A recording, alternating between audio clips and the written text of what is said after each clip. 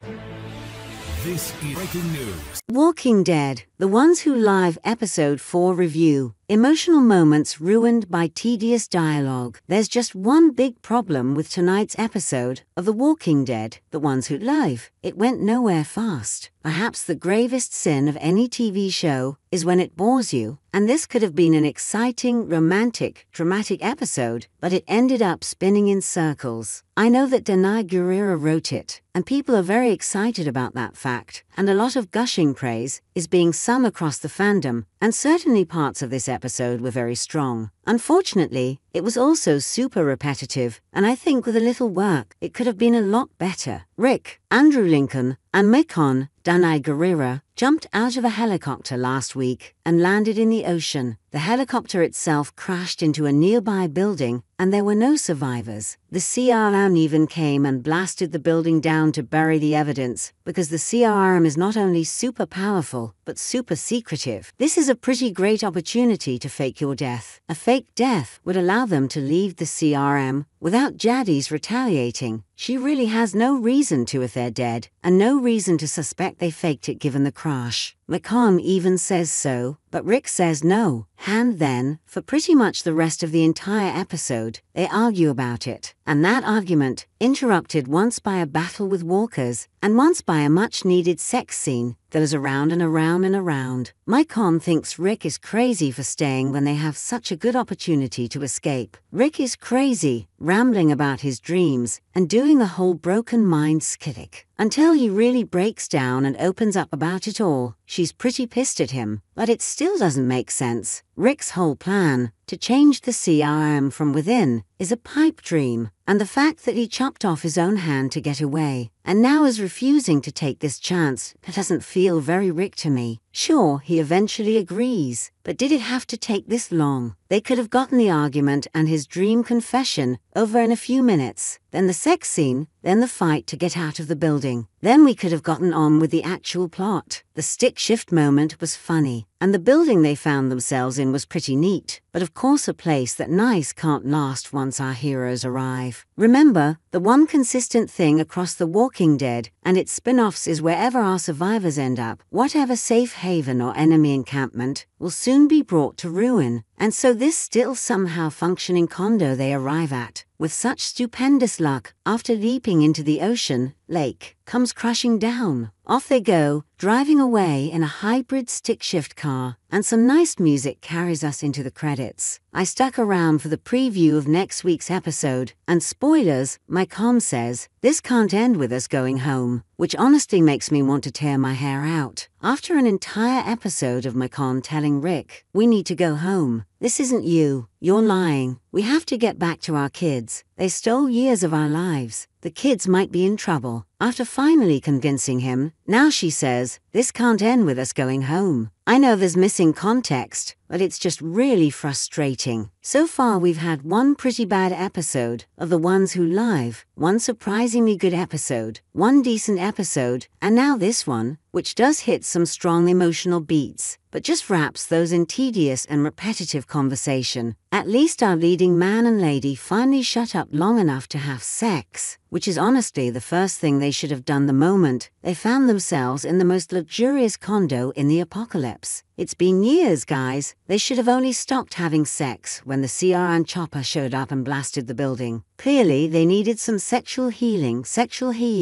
So yeah, I'm a little frustrated, but this took up an entire sixth of this show. We did need some good one-on-one Rick and Michonne scenes, but the format was all wrong, the pacing was off, and even though the dialogue was fine, it just went in too many circles. Finally, I think I'm still stewing over something a little bigger picture, which is that The Walking Dead's main leads wanted off the show, got off the show, and really kind of messed up what The Walking Dead should have been in the end. This feels tacked on and unearned. As much as it is nice to see them back together, I think the actors should have stuck it out on the main show and gotten the job done. This feels like too little, too late.